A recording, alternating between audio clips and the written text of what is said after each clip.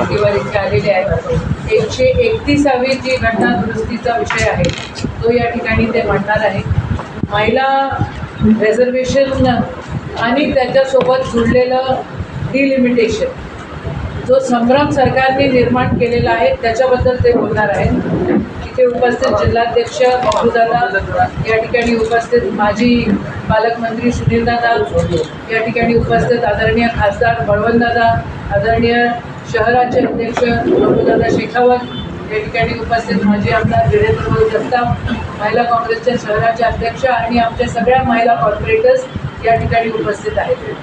विजूदादा, तुम्हाला विनंती करते की आपण प्रेसला सुरुवात करू. उपस्थित पत्रकार मित्र, महाराष्ट्रात नव्हे तर संपूर्ण देशातच ज्या जुमलेबाज आणि ज्यांचा रेकॉर्ड खोटं बोलण्यामध्ये गिनीज बुक ऑफ वर्ल्डमध्ये नोंदल्या जाईल अशा प्रकारची पार्टी त्यांच्याकडून महिला आरक्षण बिलाच्या संदर्भात जो अपप्रचार सुरू आहे, ज्या 131व्या घटना दुरुस्तीला जे 17 एप्रिलला हे बिल आणलं गेलं आणि त्यानंतर महिलांची आंदोलनं भाजपा करते. मुख्यमंत्री रोज प्रेस पुढे जाऊन काँग्रेसला महिला विरोधी ठरवते आहे. देशाचे पंतप्रधान नरेंद्र मोदीजी यांनी जी प्रेस घेतली ते पंतप्रधान म्हणून होती की प्रचारक म्हणून होती हे संपूर्ण देशाने बघितलं आहे. खरं तर 106वी जी घटना दुरुस्ती झाली 2023 मध्ये, त्यामध्ये महिला आरक्षण हे 33% एकमताने मंजूर झालेलं होतं आणि एकमताने पारित झालेलं हे आरक्षण खरं तर त्यावेळेस काँग्रेसनी मागणी केली होती की 2024च्या लोकसभेमध्ये आणि होणाऱ्या विधानसभेमध्ये हे आरक्षण लागू करावं. पण जिनकी नियत में खोट आहे त्यांनी बिल पारित केलं एकमताने 106वी घटना दुरुस्ती करून 2023 मध्ये आणि लागू करण्याची घोषणा केली 2029 मध्ये. यामागचं षडयंत्र, कट, कारस्थान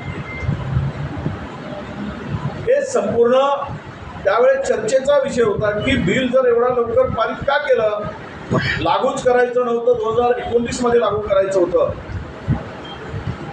तर त्यामध्ये त्यावेळेस खूप टीका झाली आणि यांच्या मागचा पुढील डाव जो होता, जे काही कारस्थान होतं, ते 17 तारखेला 131व्या घटना दुरुस्तीचं बिल आलं, विधेयक आलं, त्यावेळेस ते सगळ्यांच्या पुढे ओपन. मुळात प्रश्न असा येतो की नारी आरक्षण, नारी वंदन, आपलं नारी शक्ती वंदन असं त्याला नाव दिलं गेलं. ज्यावेळेस हे बिल मंजूर झालं, विधेयक मंजूर झालं 23 मध्ये, त्यावेळेस हा शब्दाचा प्रयोग त्या ठिकाणी नव्हता, त्या बिलात उल्लेख पण नव्हता आणि त्यावेळेस ते महिलांचं आरक्षण होतं 33%, तो विषय संपला. परंतु 131व्या घटना दुरुस्तीमध्ये जे विधेयक आणलं गेलं त्यामध्ये तर मुळात नारी शक्ती वंदन नावाचा उल्लेखच नाही. तो उल्लेख केवळ शब्दांनी केलाय की 33% आरक्षण लागू करण्यासाठी महिलांसाठी त्या विधेयकामध्ये वरची एक लाईन सोडली तर खाली संपूर्ण परिसीमन, डिलिमिटेशन असं त्यामध्ये हेतू होता. आणि काँग्रेसची भूमिका ही स्पष्ट होती की तुम्ही आहे त्याच परिस्थितीमध्ये म्हणजे लोकसभेमध्ये असलेलं संख्याबळ किंवा विधानसभेमध्ये असलेलं संख्याबळ हे प्रादेशिक समतोल, उत्तर, दक्षिण, पूर्व, पश्चिम या सगळ्या राज्यांना हे समान त्यांना अधिकार किंवा समान हक्क मिळावा हा त्यामागचा उद्देश होता. आणि आज मात्र यामध्ये गिरा तोबी टांग ऊपर म्हणजे करे सो कायदा किंवा त्यामागची त्यांची भूमिका जो हेतू होता त्यांना माहीत होतं की हे विधेयक या ठिकाणी मंजूर होणार नाही, घटनादुरुस्ती, कारण 2/3 मेजॉरिटी नाही.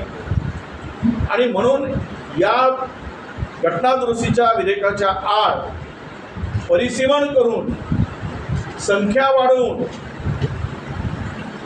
यामध्ये या मतदारसंघाची तोडफोड करून 2011च्या जनगणनेचा आधार घेऊन खरं तर कुठलीही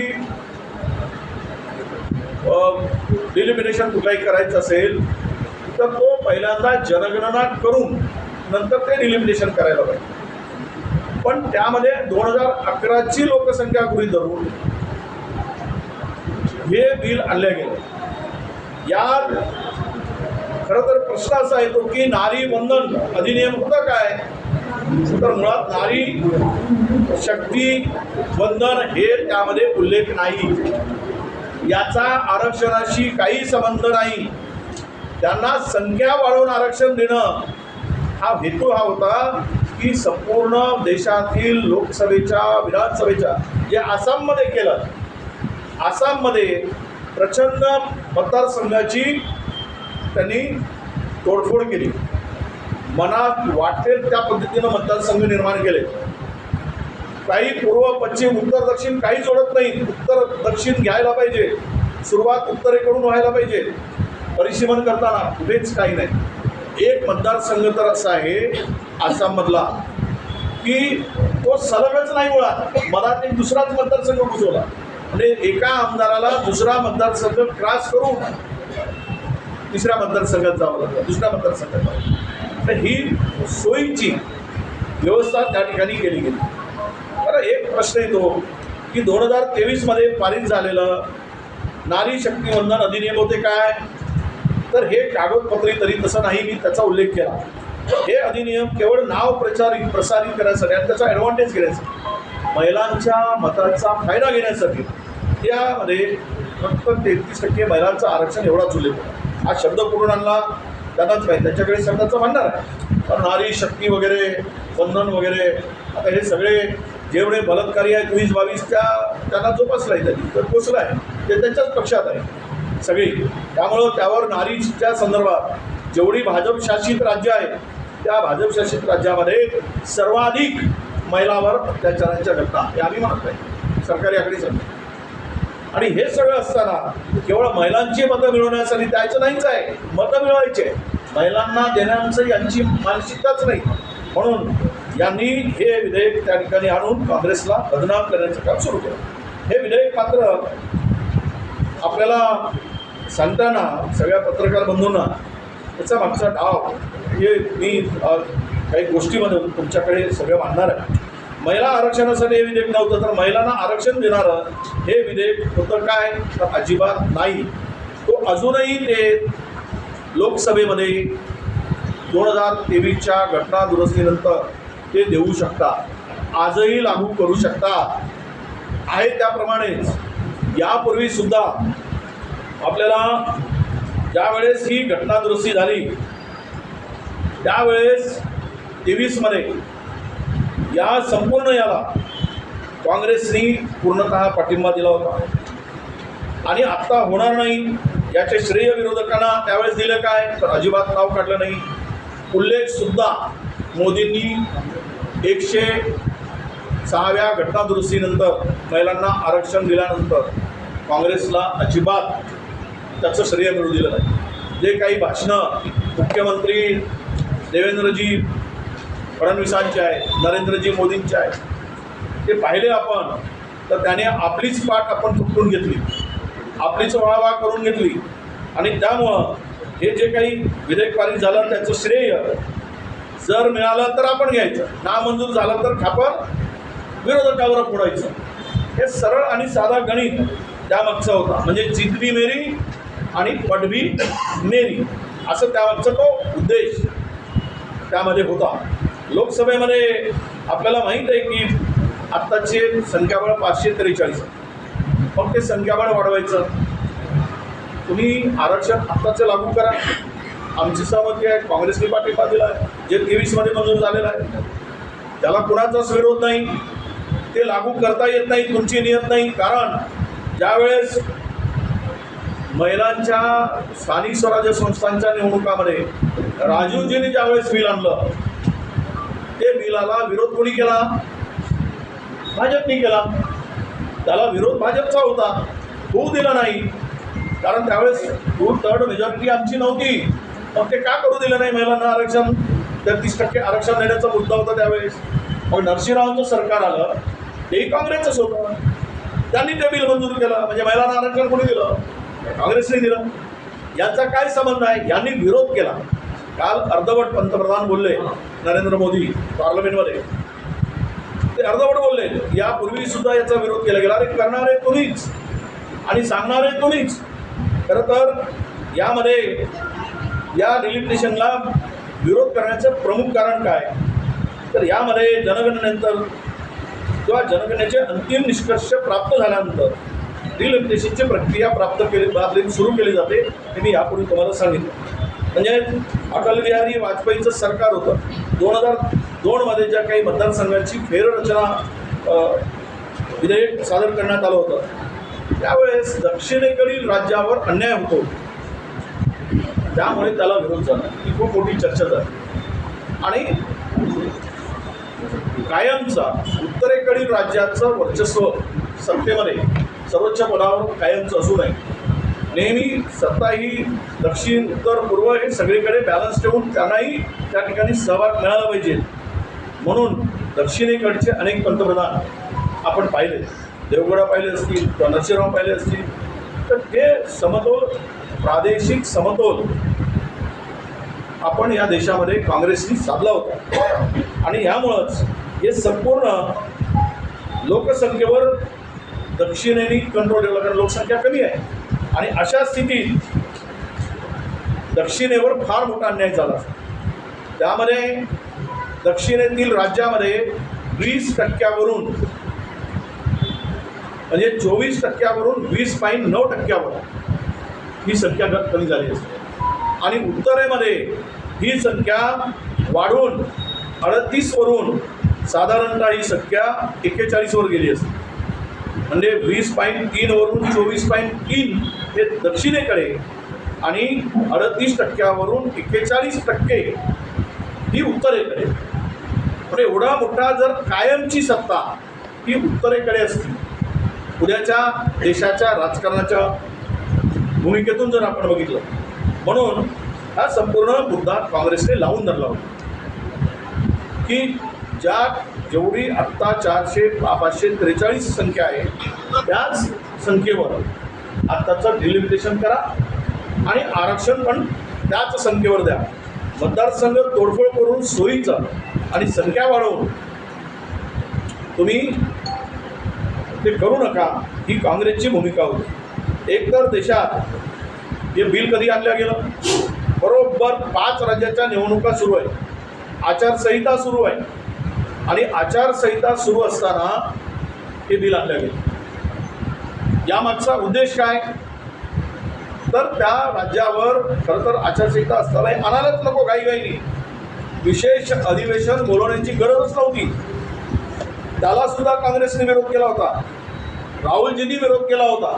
ते म्हणाले की यातून आपण पुढे हे सगळं संपल्यानंतर चर्चा करा. हे विधेयक आणलं त्यावेळेस विरोधकांच्या हातात पहिल्या दिवशी दिलं संध्याकाळी, ते वाचायला सुद्धा दिला नाही. एवढी गुप्तता पाळल्या गेली. पूर्वी हे विधेयक मांडण्याच्या पूर्वी सगळीकडे प्रचार मानला गेला, मोदी कुछ बहुत बड़ा काम करने वाले. नरेंद्र मोदी सरकारवर जे घाणेरडे आरोप होत आहेत, या सरकारची पत गेलेली आहे. या सरकारला रोज शिव्या खावे लागत आहेत. हे सरकार महिलांची सुरक्षा करू शकत नाही, यावर शिक्कामोर्तब झालेला आहे. आणि यांची घसरलेली पत सावरण्यासाठी महिलांचा मुद्दा पुढे करून डिलिमिटेशनच्या नावाखाली महिलांचं मत घेऊन पुन्हा बिघडलेली घडी दुरुस्त करण्याचं काम या विधेयकाच्या माध्यमातून सरकारचं दिसत आहे. खरं तर ही एवढ्या घाईघाईनं घटना दुरुस्तीचं विधेयक कोणाला आणणारच नको, पण ते आणल्या गेलं. म्हणजे आता हा प्रश्न येतो की 17 एप्रिलला घटना दुरुस्ती विधेयक फेटाळण्यात आल्यानंतर महिलांना आरक्षण मिळणार की नाही? तर मिळणार, कारण ते बिल 2023 मध्ये मंजूर झालेलं आहे, ते कायम आहे. 106वी घटना दुरुस्ती झाली आहे, बहुमताने एकमताने झाली आहे. त्यामुळं ते असताना तुम्हाला 33% आरक्षण लागू करण्यापासून कोण रोखणार? पण ते रोखू शकत नाही, ते मंजूर झालेलं आहे. आणि यामधून कारण यांना 33% आरक्षण महिलांचं लागू करायचंच नव्हतं. हे महिला विरोधी आहे. RSSचे प्रमुख कधी महिला झाले? होऊ शकतात. देशाच्या भारतीय जनता पक्षाने कधी महिला अध्यक्ष केलाय? काँग्रेसवर आरोप करतायत, काँग्रेसने महिलावर अन्याय केला. जे काही दिलं ते काँग्रेसने दिलं. लोकसभेच्या स्पीकरपासून तर देशाच्या सर्वोच्च पदापर्यंत. आणि यामुळं आणि हे गॅजेट नोटिफिकेशन झालं आहे 2023चं, म्हणजे राष्ट्रपतीची सही सुद्धा झालेली आहे. म्हणजे हे बिल जे आहे, तुम्हाला सगळ्यांना पत्रकारांना सांगतोय, हे 2023चं हे गॅजेट नोटिफिकेशन निघालं आहे. राष्ट्रपतीची सही झाल्याशिवाय निघू शकत नाही, म्हणजे ते कायम आहे. अरे यांच्या नियतीत खोट आहे, हे नियत यांची बेमानीची आहे. महिलांना जे मनुस्मृतीला मानणारी आहे, ते महिलांना दुय्यम स्थानी माणसाने वैचारिक यांची ही लेवल आहे, यांची जी वैचारिक पातळी आहे किंवा ते मातृसंघ जो ज्यांचा आहे, तो कधी महिलांना प्रथम स्थानी मानतो, तो दुय्यम स्थानीच मानतो.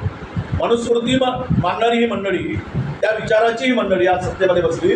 हे काय सांगणार आम्हाला की महिलांना कुठल्या स्थानावर पोचवायचा आणि काय न्याय द्यायचा?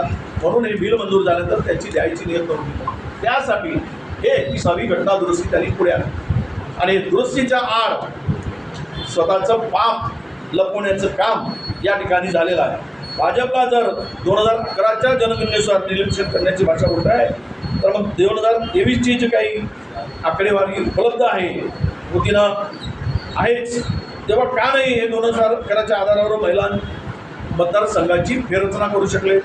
जे ज्यावेळेस अटल बिहारी वाजपेयींच्या काळात जे डिलिमिटेशन झालं ते आत्ता करू शकले असते. त्याला आधार आहे त्या 2000 जनगणनेचा, आणि तेवढीच मतदारसंघ ठेवून करता आली असती. परंतु त्यांना यामागे प्रचंड त्यांची कावेबाज आणि धूर्त नीती आहे, हे आता लपून राहिलेलं नाही. म्हणून आपल्याला या ठिकाणी हे बिल आणत असताना केवळ महिलांना आरक्षण देण्याचा उद्देश हे विधेयक आणताना नव्हता. त्यांना या देशातील दलित, आदिवासी, OBC यावर त्यांना महिलांच्या संदर्भात त्यांचं काही देणं घेणं नाही. जर तसं असतं तर या घटना दुरुस्तीमध्ये OBCच्या आरक्षणाचा, SC STच्या आरक्षणाचा कोटा ठरवून ते रिझर्वेशन बिल आणलं असतं. म्हणजे महिलांना आरक्षण द्यायचं आहे, मग OBC महिलांनी काय केलं? SC ST महिलांनी काय केलं? त्यामध्ये का समावेश नाही? तुम्ही कोणासाठी सरकार चालवत आहे या देशामध्ये? हे सर्व मागासवर्गीयांना गृहीत धरून, वेठी धरून मागासवर्गीय अन्याय करणारं हे सरकारची यामागची मंशा आहे, हे आता स्पष्ट झालेलं आहे. आणि म्हणून आपल्या सगळ्यांना माझी विनंती, देवेंद्रजी सांगतात की आम्ही खुली चर्चा करायसाठी तयार आहोत. आमच्या खासदारांनी त्यांना आव्हान दिलं, त्यावेळेस सांगतात की समकक्ष पाहिजे. काय प्रकार आहे समकक्ष पाहिजे? म्हणजे पंतप्रधान मुख्यमंत्र्यांना जोडीचं मुख्यमंत्री असं पाहिजे. आम्हाला असं करा, 6 महिने राजीनामा देऊन टाका, आम्ही यशोमती ताईला मुख्यमंत्री करा, या समोर बसा, करा चर्चा, होऊन जाऊ द्या. दूध का दूध, पाणी का पाणी. नाही, इकडे सांगायचं, चॅलेंज करायचं, आणि दुसरीकडे मात्र त्यातून फळ काढायचं. हे सगळी भूमिका आता महाराष्ट्रातील जनता बघते आहे. आणि यामुळे मी आपल्यापुढे हे भाजपचा असली चेहरा हा काय आहे तर हे असली चेहरा महिलांना आरक्षण देण्याचं नाही, परंतु महिलांचं मत घेऊन काँग्रेसला बदनाम करण्याचं हे षडयंत्र आहे, हे आता स्पष्ट झालेलं आहे. आणि त्यातूनच हे जे काही आंदोलन कालपासून म्हणजे 4 दिवस झाले राहुल गांधींना बोलणं, ते जायंट लायर आहे. काय बोलतात राहुल गांधींना बोलतात, ते मुख्यमंत्र्यांनी बोलले तुमची विचारधारा जायंट किलरची आहे, तुम्ही ते बोलला, तुमचा तो विचार आहे तो ते आम्हाला दिसते आहे. ज्यांची विचारधारा जायंट किलरची आहे त्यांनी राहुल गांधीवर टीका करायची. तर हे सगळं जे बघताना त्या पक्षात भारतीय जनता पक्षामध्ये जे मी सविस्तर सांगत नाही, काँग्रेसच्या कोण कोण काय होत्या सगळ्यांना माहीत आहे, इतिहास पुढे आहे. पंतप्रधान कोण होत्या, काँग्रेसचे अध्यक्ष कोण कोण महिला होऊन गेले, राष्ट्रपती महिला कोणी प्रथम दिल्या, लोकसभेत पंतप्रधान कोणी दिलेत, स्पीकर कोणी दिलेत, राज्यपाल कोणी केलं आहे महिलांना, हे काही लपून राहिलं नाही. आरक्षण कोणी दिले हे लपून राहिलं नाही. महिलाच्या आरक्षणाला 33% लोकसभेमध्ये विधानसभेमध्ये देण्याची वेळ आली, त्यावेळेस विरोध करणारे कोण होते हेही बात लपून राहिलं नाही. म्हणून या भारतीय जनता पक्षाच्या ज्या सगळ्या जे बदनाम करायचं काँग्रेसला षडयंत्र आहे ते अत्यंत चुकीचं आहे. ही संपूर्ण भूमिका भारतीय जनता पक्षाची, मोदी सरकारची, फडणवीस सरकारची ही महिला विरोधी आहे.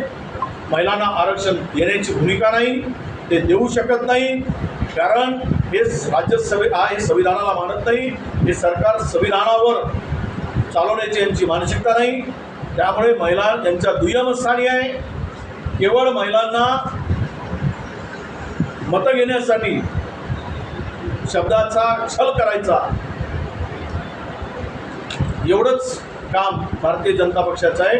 आणि म्हणून जे महाराष्ट्रात देशात काल परवा आम्ही पाहिलं की सोशल मीडियामध्ये ज्यावेळेस हा ट्रेंड बघतो आम्ही एका चॅनलवर, मी त्या चॅनलचं नाव तुम्हाला घेतलं तर चुकीचं होईल, पण ते सगळं एक्झिट पोलसारख्या चॅनलनी ती मोहीम राबवली. त्यामध्ये 82% लोकांनी भाजपचा खरा चेहरा काय आहे, भाजप हे आरक्षणाच्या बाजूने आहे की नाही, भारतीय जनता पक्ष यामागे राजकारण करते का, तर 82% लोकांनी सांगितलं हो, हे राजकारण भारतीय जनता पक्ष करत आहे. 18%च लोकांनी त्यांच्या बाजूला पडलेलं. यावरून तरी भारतीय जनता पक्षाने धडा घ्यावा, सुधारावा आणि अशा प्रकारचे खोटे आरोप करून महिलांची दिशाभूल करू नये, माझ्या भगिनींची दिशाभूल करू नये, अशी माझी त्यांना विनंती आहे आणि अपेक्षा आहे. खरं तर हे सर्व प्रकरण जर आपण पाहिलं, अन्याय करणारे कोण कोण आहेत हे संपूर्ण आपण बघतो, बंधुगिरीच्या नावाखाली वगैरे सगळे काय. आता त्यामध्ये मला अधिक बोलायची गरज नाही, कारण माझा आजची भूमिका ही केवळ आणि केवळ ही आजची भूमिका आजची प्रेस ही 131व्या घटना दुरुस्तीवर महिलांना आरक्षण देणार की नाही यावर असल्यामुळे माझीसुद्धा आपल्याला विनंती असणार आहे, प्रश्नसुद्धा आपण यालाच पूरक विचारावे. मणिपूरची असली हाथरस असेल, हे सगळ्या गोष्टी येतात. तुम्हाला सगळ्यांना पत्रकारांना तुम्ही बलात्काऱ्यांची मिरवणूक काढतात, लाज वाटत नाही. काल परवा बलात्कारी आसाराम राम मंदिरात गेले. आसाराम VIPच्या गेटमधून त्याचा सत्कार करून मंदिर दाखवलं त्याला. मला हे आरोप नाही आहे आसारामवर. आसाराम हा कोर्टाने सुनावलेला आरोपी आहे, जलाद होता. आणि अशा आरोपीला घेऊन तुम्ही राम मंदिराच्या पवित्र परिसरात बलात्काराला फिरवताय. ही तुमची मानसिकता, विकृत मानसिकता ही तुमची दिसते आहे. त्यामुळं तुम्ही आम्हाला ज्ञान पाजळू शकत नाही, सांगू शकत नाही. तुमची नियत हे देशातील लोकांना माहीत झालेली आहे, तुमची भूमिका माहीत झाली आहे.